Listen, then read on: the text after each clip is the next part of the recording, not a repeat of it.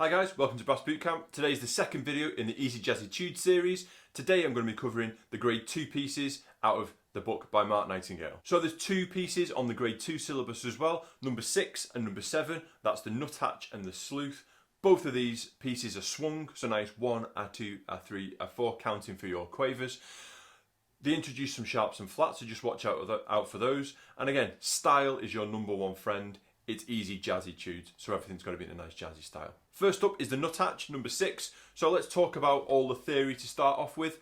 We're in 4/4 time signature, or common time. It's written in the music, 4/4 time signature. We're in 2 sharps in our key signature, so that's F sharp and C sharp. So F sharp, second valve, C sharp, low C sharp is all 3, and high C sharp is 1 and 2. Swing rhythm, it's written in, so that 1, A2, A3, A4, A, nice jazzy counting. Mezzo piano is what volume we're blowing at. There is some variation later on, which I'll talk about. The tempo is 104. So let's just talk through a few things that happen in this piece. So the rhythm on the first line and the second line, it's both exactly the same. Just the notes are sort of upside down, or like a mirror image of each other. So if you notice, the first bar goes upwards, and then the first bar of the second line goes downwards. So it's sort of like a mirror image, but the rhythm is exactly the same. All the crotchets in this piece, they're all marked staccato, so they're all ta, ta, ta, really nice and short. Because we're playing in a jazz style, our quavers are generally long in jazz. So in classical music, our crotchets would be ta, ta, ta, ta, ta, ta, and our quavers would be short. In jazz, it's the other way around. Ta, ta, ta, ta, ta, ta. So you generally have short crotchets and longer quavers. The duration's still the same, so crotchets still last for 1 beat and quavers are still half a beat, but the style in which you play them is different. So let's hear a bit of the Nuthatch. Watch out for those sharps. If you need to write in some of the rhythms, 1, 2, 3, A4, 1, 2, and. That might help you get those rhythms in the right place. Remember, the rests are super important, and also the notes that happen before the rests are always nice and short.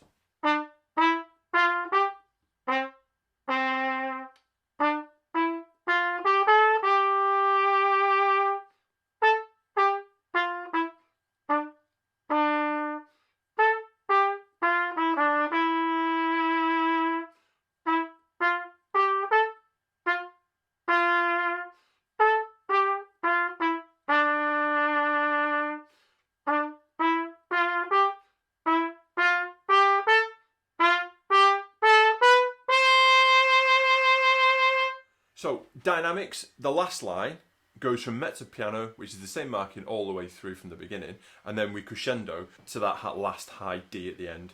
So that crescendo, not only musically, it takes us to the end of the piece, so the end's louder, but it also helps with our technique, because we all know blowing louder for those high notes really helps them come out. High Ds are on first valve.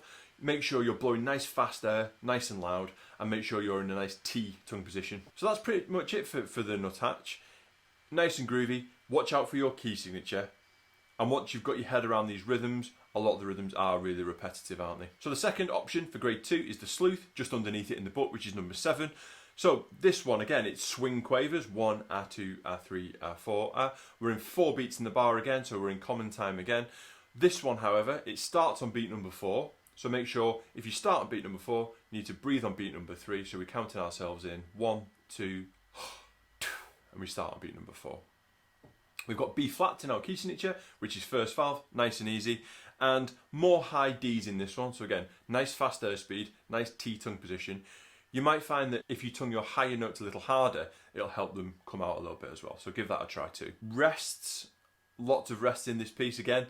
Make sure the notes that happen before the rests are nice and short. One more thing to talk about, Dottie Crotchets. This is a rhythm that a lot of people get wrong. You need to count 2 beats and then move on the and, but because we're in swing, we move on the A. So 1, 2, A, 1, 2, A for your Dottie Crotchets. And generally, all the Dottie Crotchets do happen on beat number 1, held through to beat number 2.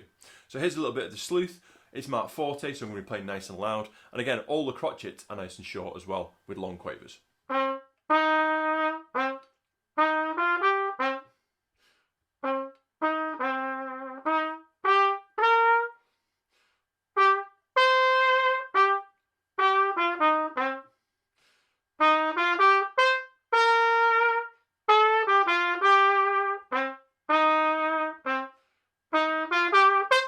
So that's the Sleuth, the second piece in the grade 2 syllabus. You'll notice a little weird thing that happens in this piece. We've got B flats in our key signature, but actually we don't play any B flats in the whole piece. The one note B we do have at the beginning of the last line, it's actually got a natural sign in front of it. So the only B in the piece has been changed from a B flat to a B natural. You can essentially forget about your key signature and just play it with no sharps or flats. So just finally, I said this in the other video as well, if you've got the edition of the book that comes with the CD, have a listen to those tracks, have a listen to Mark Nightingale playing the trombone to help you out as well. The backing tracks are really groovy and really help you play in the same style. If you adhere to the metronome markings of 104 for the Nuthatch and 100 for the Sleuth, then it will fit perfectly in with the backing tracks and you can play along with those too. Stay tuned for the rest of the videos in this series covering the grade 3, 4 and 5 pieces out of Easy Jazzy Tudes. I hope you've enjoyed the video and I'll see you soon.